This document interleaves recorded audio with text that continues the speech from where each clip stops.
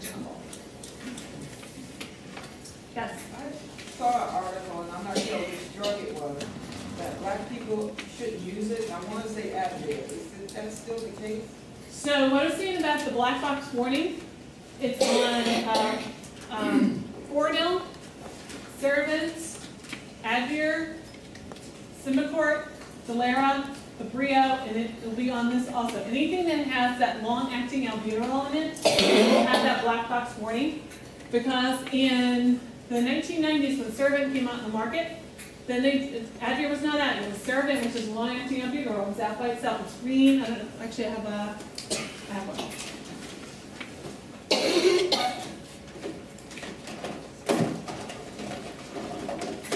This one, if anyone's ever on this.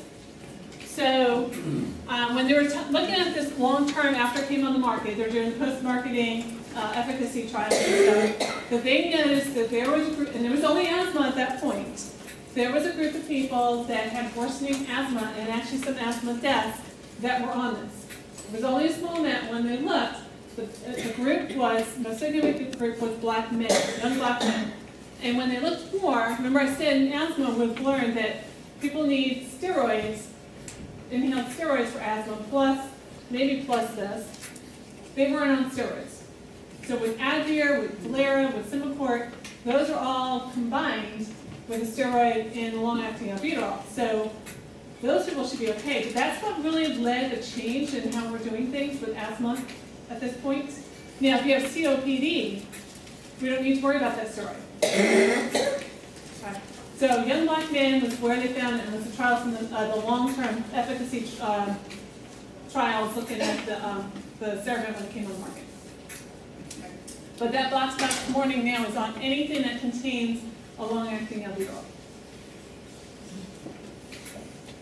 Other questions? Okay.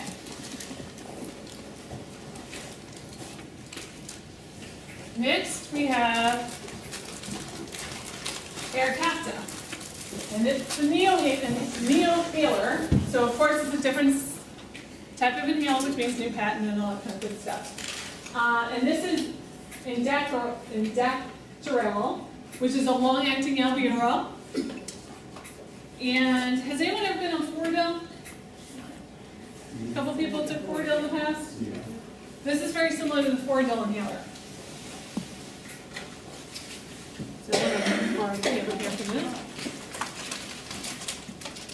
Okay, so you take off your top.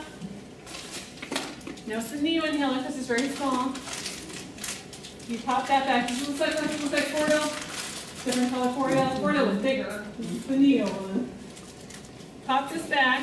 You put the capsule in, and it's just similar to Spiriva. You put in your fake capsule. Close it up. Squeeze it just like Fordil or Spiriva, and then you inhale off of this. One puff one puff once a day. All these are once a day. One puff once a day. And just like Spiriva, you could do a second inhalation off the same capsule if you felt like you didn't get all of it. And you're going to get that whirring sound when you inhale off of this. It's like you do with Spiriva and Fordil. So again, this is another long-acting albuterol. What's the benefit of it? Just long-acting albuterol. I'm not sure there's any benefit over Ceravent or doing Fordil, except it's a smaller inhaler. And it's cute. Yeah, but if you've got arthritis, you're going to put but it's once a day. So once a day is nice. Fordil and Ceravent are twice a day. This is one once a day. So One capsule once a day. Yeah. So I have to say, that is the plus of everything coming in. Everything's becoming once a day. So the inhaler is once a day, you do not have the steroid, right? The Breo did. Yeah, the Breo had the steroid in. Yeah, that's okay.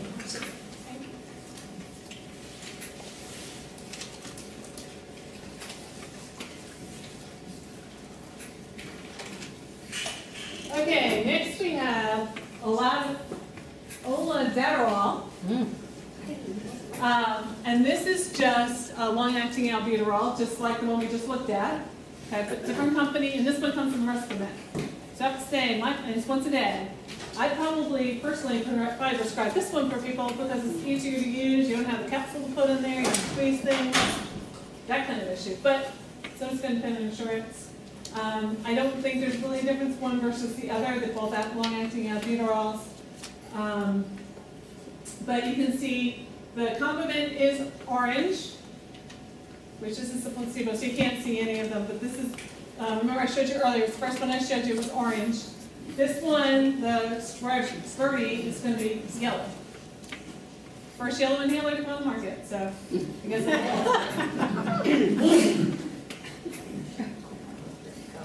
Do you think these are better than the old ones? I mean, they come out with all this new stuff, but they're that much improved. People really like the Respimat, and I think the delivery system of the Respimat is better than the Fordil and the Servant. So yeah, I think I will like it for that reason. But as a drug itself, other than it's once a day, I think it's similar to the others. But I think the device is easier to use, and I think, number one, easier to use is going to make you use it correctly on a regular basis. So anything getting you to use your medicine better will help your health in general. You know, if it's too complicated, you're not using it, it doesn't do any good sitting in the drawer.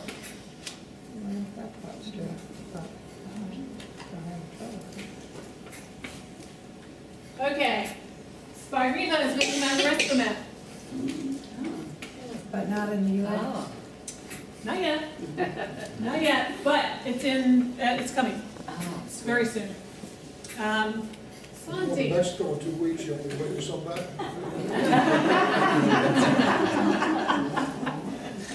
So when it comes out, it's 3 months a day.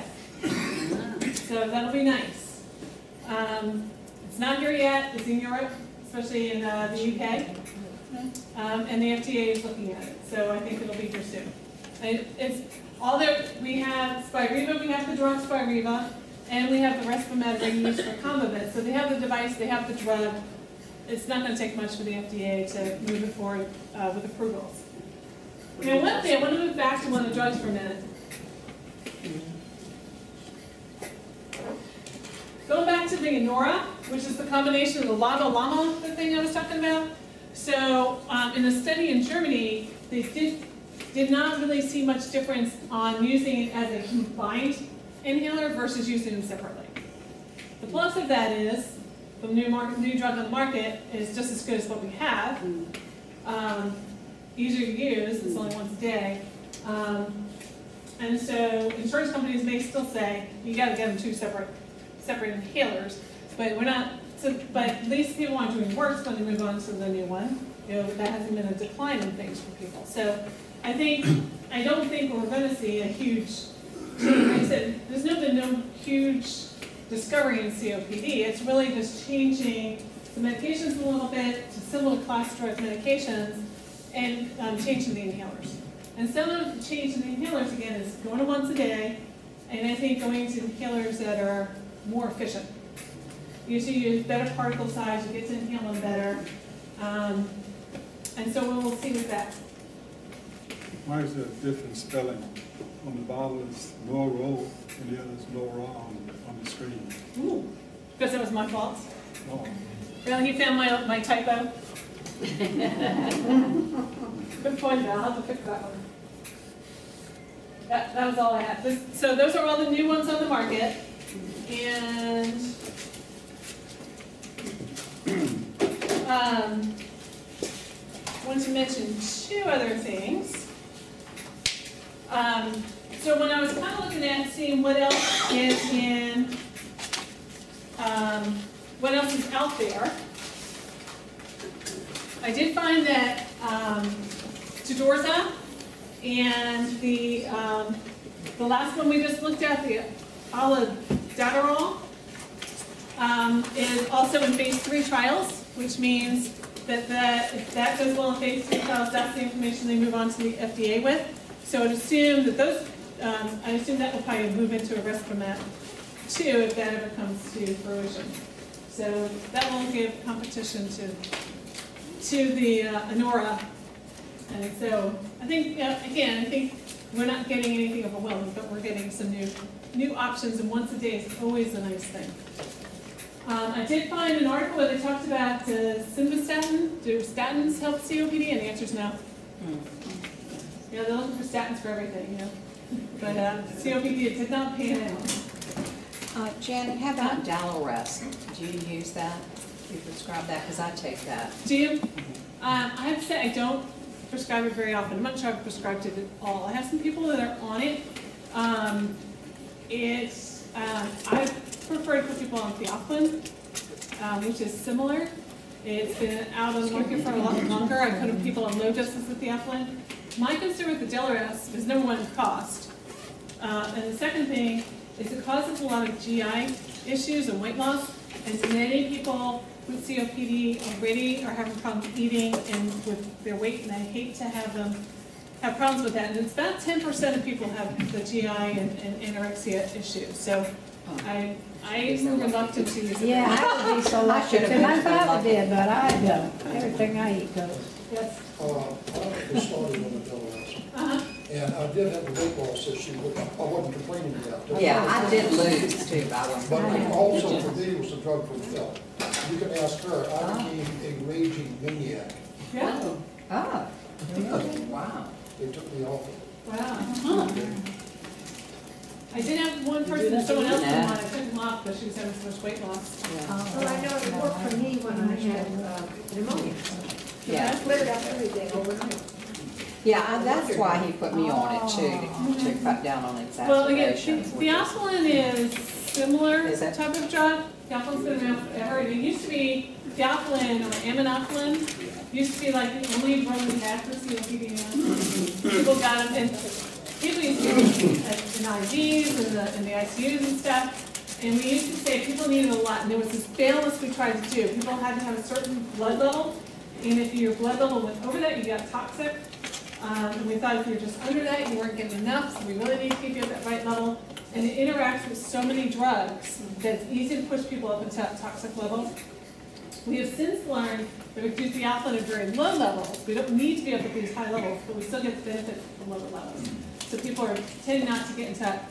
It's really hard because the level is 20, and I keep people around 5, maybe 10. So even if they take an antibiotic, it pushes them up maybe 12 or 15, and they're not even close to get up to that 20 range. So it's less of a problem. Janet, on the COPD, I've heard people say, I'm in stage 1, I'm in stage 2. How many stages? Just plain COPD. Right. So the stages now are A, B, C, and D. Yeah. The gold guidelines changed a couple of years ago. I think it was officially 20,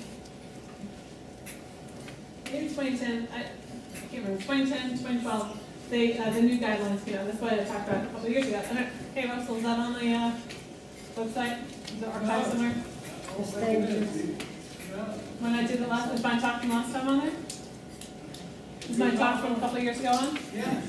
So if you find that archived one from A couple of years ago, you talked about you just went out to the national meeting. right, and that's where the guidelines were talked about and stuff. So if you find that one, I talked about the guidelines. No. Do they determine your stage by your PFTs?